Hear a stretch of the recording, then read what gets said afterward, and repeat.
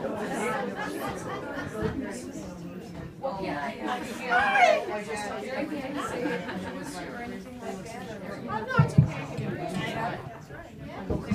everyone, I'm Tina. Hi Tina. I got nothing. April Fools! A lot of people thought that this was, every year I do some really big, elaborate April Fool's jokes. And today I got 4 texts. This better not be an April Fool's joke. You better really be doing this.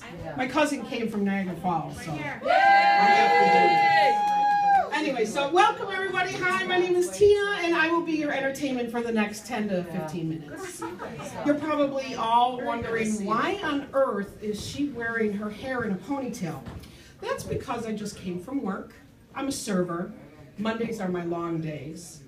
I work the lunch shift, and then I bartend for happy hour. Normally at this time, I'd be at home, on the couch, my feet up, glass of wine in my hand, things don't change. Probably watching the Big Bang Theory rerun, and I'd be wearing my robe. I'm all about comfort. I like to be comfortable. I want everybody here to be comfortable. So please, sit back, relax, order a drink, be comfortable. And if I happen to say anything that offends you in any way, please don't hesitate to get the fuck out. The door's back there.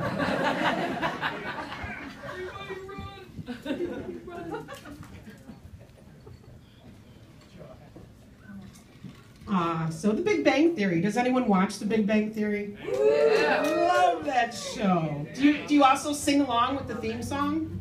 Math, science, history. Unraveling the mystery that all started with the Big Bang. Am I the only one that sings? Yes. All right. Who's your favorite character? Sheldon. Everybody loves Sheldon. I love Sheldon. But you know who I really like? You really have to admire Penny. Penny's a waitress. She's beautiful blonde, becomes friends with a bunch of nerds, and she now has free food and Wi-Fi for life. But the reason I really admire her is because, like I said, she's a waitress, yet she lives in the same apartment building and all by herself in her own apartment where these 2 guys, physicists with PhDs, have to share an apartment. Cheesecake Factory must pay a lot of money. You know, I've watched The Big Bang Theory for 4 or 5 years now, and I had never been in an actual Cheesecake Factory until just a couple months ago. Me and my daughter went. And I have to say, I was really surprised because all I knew about the Cheesecake Factory was from watching The Big Bang Theory. And on The Big Bang Theory, the Cheesecake Factory is similar to, the decor is similar to a Denny's. Okay, but as you know, I'm sure most of you have been to Cheesecake Factory, it's more like a Caesar's Palace in Vegas. Not only that, but the menu was different too. That kind of surprised me. Because now Sheldon, I am a true fan, so I know Sheldon goes to the Cheesecake Factory every Tuesday and he orders a bacon barbecued cheeseburger. So of course that's what I wanted to have when I went, because that's what I love Sheldon, yay. They didn't have that on their menu. As a matter of fact, they had a Colby beef burger with sauteed onions and mushrooms served on a brioche roll. Actually, though, they don't call their, if you ever noticed, they don't call their burgers burgers. They call them glam burgers. That's how they get away with charging $7 more for a burger. You give it a fancy name, you could charge more. Years ago, my husband and I went to Cape Cod, and we ate at a really fancy restaurant, the kind that serves everything a la carte. That means everything's sold separately. And I ordered delicate partunis atop russet potatoes muslin infused with organic New England potatoes, eggs, shaved celery, and Dijon. Basically, I paid $60 for fucking potato salad with a half a teaspoon of crab meat on it. You give it a little fancy name, you sell it for more. Are there any hookers in the crowd? Yes. See, now, I'm just saying, if you don't name it, prime rib twat, you might get paid a little bit more. Give it a fancy name, you'll get paid more.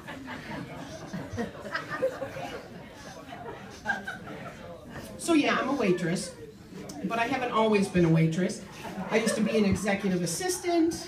I've been a cashier, I've been a phlebotomist, I've been a marketing manager, a human resource manager. Yes, I've had a lot of jobs. And the one thing I've learned from all these jobs is basically, I hate people. Especially people who think they're funny or original. I'm always hearing the same thing over and over. Any cashier or anyone who accepts money or anything from a customer, you're bound to hear this. I know you've heard this before. If their total comes to 19 something, they'll say, "Oh, that was a great year." To which I always say, funny. But what I find really interesting is a lot of times their total is 1930 something when they come up with this gem. Oh, great year. Really? Do you know your fucking history? 1930s were the Great Depression. Last week I had a lady at the restaurant, her total came to $19.41. Wonderful year, 1941. For Hitler? What the fuck is wrong with you? And then another one a cashier may hear a lot. People come up with an item to cash out, and there's no price sticker on it, or the SKU's missing, or the fucking scanner thing is broken, it's not working, it's not scanning. So they say, "Oh, no price, must be free." Yeah, okay. One that I get a lot at the restaurant when I'm cleaning. I'll be wiping the table, wiping the floor, windows, whatever. There's always some fucktard behind me that will say, "You missed a spot."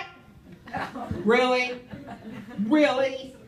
I am cleaning up food. People cannot bring food to their mouth without dropping it on the floor. I'm picking it up and you feel the need to bring me down a peg? Like, because you're a stranger and you feel that I have such a low job that you could critique my performance? Fuck you. I don't really hate people though. I don't. Just the stupid ones, the rude ones, and the ones that don't tip. Okay?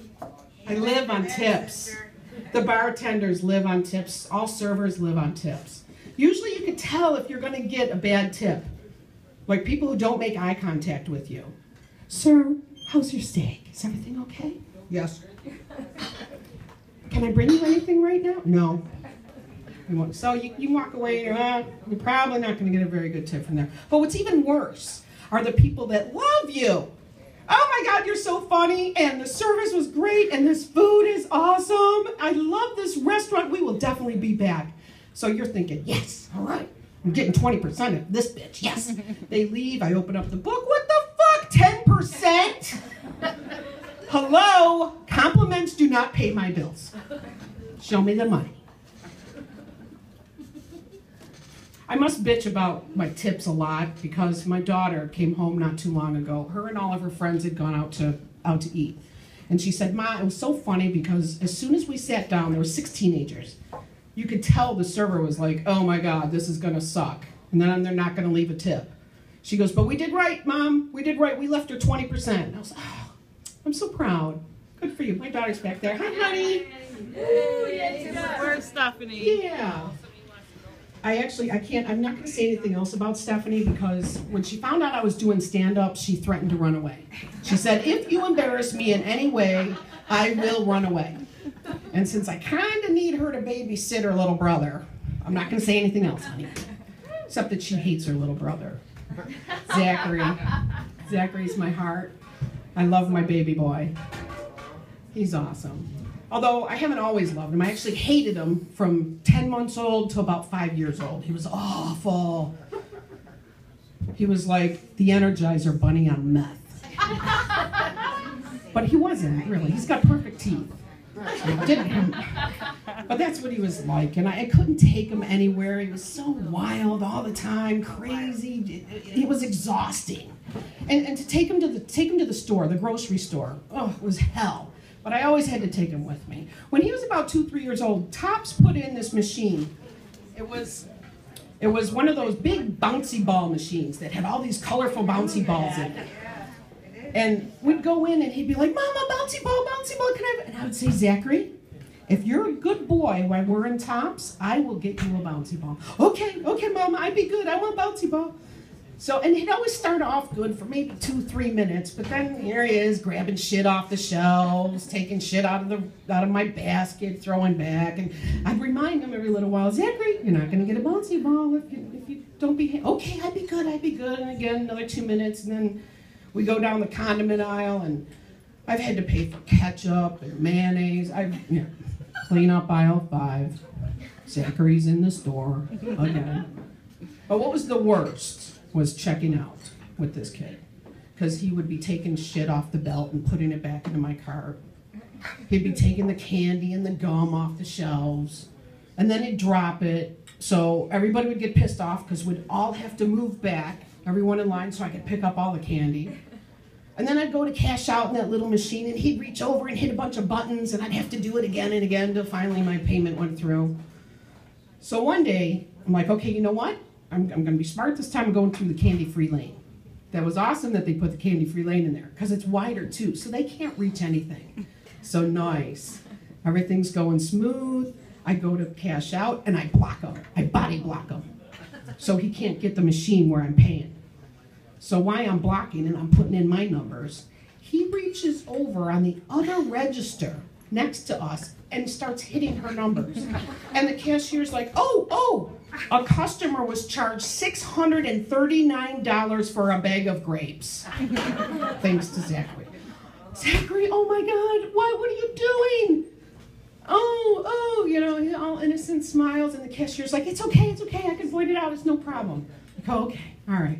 So I finished cashing out, we bag up, I'm getting everything in my cart. This is like 5 minutes later, I'm walking out, there's 2 cashiers and the store manager still at her register trying to figure out how it got locked while she was in the middle of a sale. Zachary managed to piss off 2 lines in the grocery store that day. So yeah, he's much older now, but guess how many bouncy balls he has? 1. And that's because he was sick and didn't have his full energy. It's like a blender without the lid. I only just recently started taking him into Walgreens with me. And that was because when he was 3 years old, we were in Walgreens, I was cashing out, and he was being pretty good. And he was just holding my hand. I didn't have him in a cart or anything. But all of a sudden, in the middle of the store, he announces, I have a penis. Dada has a penis. Papa has a penis. Mama don't have a penis. And he said that like he should feel sorry for me for not having a penis. I am mortified. The people around me are trying to stifle their laughter because they see that I'm mortified, but there was 3, I don't know, maybe 5, I never turned around, teenagers laughing hysterically. And I was just completely mortified, and me and Zachary have not been back to that store. I'm sure that was probably blogged about on MySpace or Facebook or whatever by those teenagers, but but I love my Zachary. He's my baby boy. He's a great boy, and he's past all that, and now I do truly love him. Do you want to meet him? I left him in the car. That's it, folks. That's all I got. Tip your bartenders and servers.